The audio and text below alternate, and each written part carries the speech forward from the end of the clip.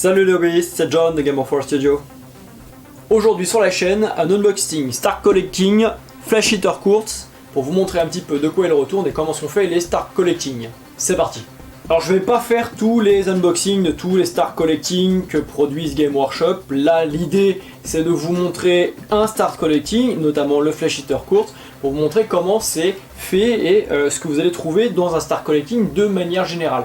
Bien sûr, je ferai une petite parenthèse sur les Flash Hitter Courts, puisque sur la chaîne, nous sommes très vampires, très mordants, donc très orientés Flash Hitter Courts ou Soul Blight et autres, donc vous verrez très régulièrement la venue de produits ou de rapports de bataille avec des vampires, etc. Alors comment ça marche un Start Collecting? C'est une boîte dans laquelle vous avez un démarrage d'armée, donc généralement un héros et deux troupes. Donc là, en l'occurrence ici, vous avez des Cryptorors, des ghouls et vous avez un Arborant Ghoul King sur Terrorgeist.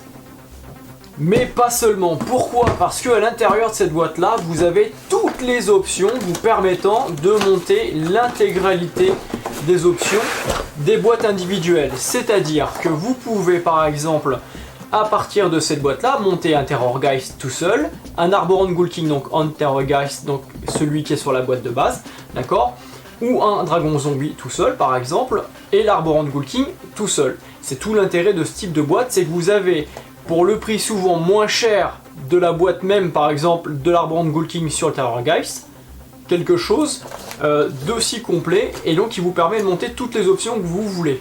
Donc au niveau de la qualité des figurines, vous êtes sur la qualité Games, il n'y a pas de surprise, ce sont des grappes en plastique, voilà, classique. Vous avez vraiment un moulage qui est royal, qui est précis. En plus, ils se sont arrangés avec le temps pour diminuer les lignes de moulure. Vous en avez quasiment moins qu'avant, il y a beaucoup moins de travail dans le montage. Donc ça c'est génial, mais bon, c'est mon avis personnel. Là on est donc sur la grappe de l'Arborant Ghoul King en Terrorgeist, ce qui est prévu initialement sur la présentation, mais vous pouvez monter l'autre option, c'est-à-dire le mettre sur un dragon zombie ou le mettre sur son petit rocher et à utiliser le Terrorgeist à part ou le dragon zombie à part. Moi je vous conseille d'aimanter les personnages de manière à pouvoir justement varier les options.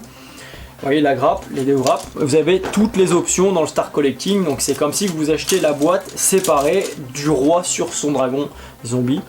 Ensuite vous avez les grappes des 10 ghouls, donc là c'est pareil, c'est du classique.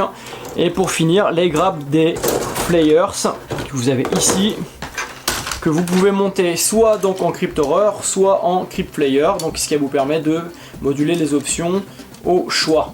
Vous trouvez bien sûr tous les socles disponibles pour les figurines, y compris pour l'option, c'est-à-dire que si vous décidez de mettre votre petit roi sur son rocher, vous avez le socle de 32 mm.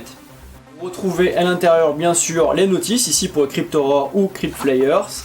Donc là on voit que c'est un peu plus récent, le kit est un peu plus récent. Vous avez l'ancienne notice de montage, là en noir et blanc, pour les ghouls. Alors petite nouveauté dans le Battle Tom Flash Hitter, c'est qu'aujourd'hui les boîtes, donc Cryptoror, Crypt Flayer ou les boîtes de ghouls, vous permettent de monter aussi un personnage individuel qui vient renforcer les unités, que ça soit pour les ghouls, que ça soit pour les Cryptoror ou les Flayers. Je vous invite à consulter les différentes revues qui ont été faites sur ce Battle Tom, notamment la revue de FWS, donc French Wargame Studio avec Pride, qui est très complète. Ensuite vous avez un petit Flyers à l'intérieur, donc pas un Crypt Flyers mais un Flyers tout court.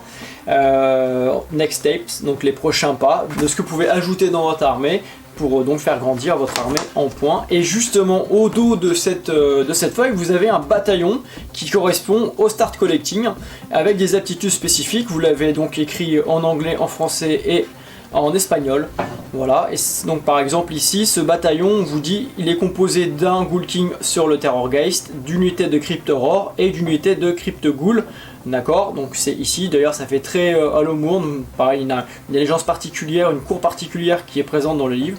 Et l'aptitude c'est compagnon favori. Quand un Ghoul King donne une chasse, il est souvent accompagné de suivants qui se battent avec un dévouement fanatique en sa présence.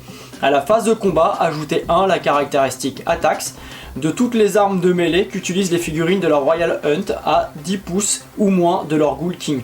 Bon, c'est dommage le manque de traduction des mots, la cour royale, la chasse royale, attacks en anglais, etc. On aurait pu mettre ça en français. Bon, au moins vous avez le bataillon directement inclus à l'intérieur donc de votre Start Collecting.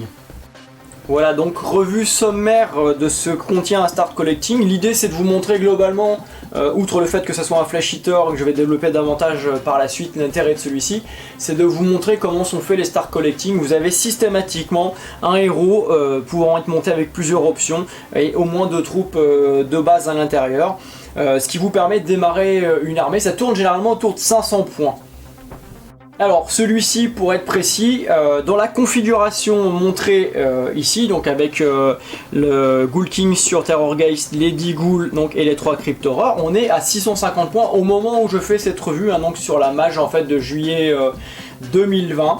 En fonction des variations, par exemple en mettant votre Ghoul King à pied, en mettant un Terrorgeist à côté et en montant les options autres, on peut monter à 690 points. Après vous pouvez aussi faire le choix de faire des Crypt Flayers à la place des Crypt Aurore. Il y a 40 points à peu près de différence entre 3 Crypt Aurore et Crypt Flayer. Il me semble que c'est 130 points les 3 Crypt Aurore et 170 points les 3 Crypt Flayer au moment où je fais cette revue, bien entendu. Référez-vous au manuel général ou au builder donc des Jobs Sigmar sur le site de Warhammer Community pour avoir la mise à jour des points, voir les facs si une nouvelle fac est sortie sur votre armée. Parlons maintenant finance. Ce type de Start Collecting, donc les Start Collecting à la base ne valent pas tous le même prix. Il y a des variations de prix en fonction du contenu chez Game Workshop. Hein. Ça va de 65-70 € à presque 90 € pour certains. Celui-ci chez Game Workshop, donc le Start Collecting Flash Hitter Kurtz, coûte 70 €. Voilà, pour vous donner un ordre d'idée. Chez Game Workshop, les 3 figurines de Cryptoreur coûtent 40 €. Les 10 ghouls coûtent 35 €. Le roi sur son dragon ou sur son Terrorgeist coûte 50 €. On est d'accord? Donc là, si vous faites un calcul rapide, on est bien au-dessus individuellement que le Start Collecting. Donc le Start Collecting est intéressant pour ça parce que ça vous permet de faire des économies dessus. Au pire, si vous achetez un Start Collecting où vous avez déjà doublette ou voire triplette de figurines que vous n'avez pas besoin, vous pouvez en plus les revendre et gagner de l'argent dessus. Un petit comparatif rapide avec Wayland Games, c'est une boutique anglaise de discount qui vend donc des figurines, notamment de Game Workshop. Il faut savoir que le starter est à 50 € au moment aussi où je fais cette revue, c'est-à-dire fin 2020. Le King tout seul, donc sur son dragon, coûte 43 €, les 10 ghouls 23 € et les 3 Crypt Flyers 28 €. Pareil, Wayland Games propose un Start Collecting bien moins cher que Game Workshop et individuellement chaque figurine sont aussi bien moins chères que chez Game Workshop. N'hésitez donc pas à fouiller sur internet les différentes boutiques pour trouver votre Start Collecting au prix le plus intéressant au moins cher. Donc pourquoi partir sur le Start Collecting, notamment le Flash Hitter Kurtz? Tout simplement parce qu'à l'intérieur de votre Battle Tome, vous avez différentes cours, donc la grande cour de Morgaunt, la grande cour d'Hollowmourne, la grande cour de Blister King et la grande cour Crystal Gore. Donc ça c'est intéressant parce que le détachement ici que vous avez, hein, donc aujourd'hui on appelle ça un Start Collecting, vous permet précisément de débuter une armée dans chaque grande cour.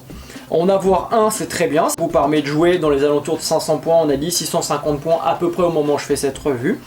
Mais par contre en acheter 2, ça vous permet tout de suite d'augmenter les effectifs de vos unités, mais aussi d'apporter une diversité dans vos unités. Par exemple si vous avez acheté celui-ci, vous montez donc votre Ghoul King sur votre Terrorgeist, vous montez derrière un Ghoul King tout seul sur un dragon zombie, avec un dragon zombie pardon à côté, vous pouvez monter 3 Crypt Flayers à côté, et vous augmentez de 10 ghouls tout de suite votre unité de base. Donc ça vous permet tout de suite de grandir, de faire grandir votre armée. Ça c'est très intéressant. Moi le conseil que je vous donne, si vous aimez les Flash Hitters et que vous voulez continuer, c'est d'en acheter 4 tout de suite. Pourquoi ? Parce que le fait d'avoir plusieurs Cryptoreurs va vous permettre de jouer soit en Hollowmourne si vous aimez les Cryptoreurs, les Crypt Flayers, donc là en Blister King. Si vous aimez les grosses bêtes, la Crystal Gore, vous pouvez jouer que des dragons et des Terrorgeist avec un arborant dessus, avec un Ghoul King dessus. N'oubliez pas d'aimanter la figurine pour pouvoir démonter et jouer librement, soit votre zombie, soit votre Terrorgeist, en dehors du fait d'avoir le Ghoul King dessus. Grosso modo, le Start Collecting pour moi est un incontournable si vous commencez les Flash Hitter Kurtz, parce que ça va vraiment vous permettre d'avoir une base solide pour développer n'importe quel type de cours d'allégeance donc au sein de votre Battle Tome, et donc de pouvoir jouer de manière très diversifiée en renouvelant systématiquement votre façon de jouer en fonction des cours que vous allez suivre dans votre Battle Tome. Un exemple de Cryptoreur peint, donc que j'ai peint moi-même, hein. avec un niveau tabletop, un petit peu de conversion pour reprendre le délire du chevalier en croisade, en quête. Voilà, pour vous donner un ordre d'idée de ce qu'on peut obtenir. La peinture est très facile sur les flash hitters. C'est très bien pour les débutants, et à la fois pour quelqu'un de confirmé, on peut vraiment pousser les choses très loin avec le travail du sang, de la peau en putréfaction, des effets de rouille, etc. Vraiment le côté macabre, pousser loin le côté sinistre et macabre des flash hitters. Voilà donc pour cette petite revue sans prétention du Start Collecting Flash Hitter courte pour le jeu Warhammer Age of Sigmar. Ça vous donne une idée de ce que contient ce starter, ça vous donne une idée de comment commencer votre armée, et en même temps vous voyez la logique du Start Collecting de Game Workshop. J'espère que vous avez aimé la vidéo. En attendant, je vous dis à bientôt. N'hésitez pas à liker, à vous abonner et à partager. Salut les hobbyistes!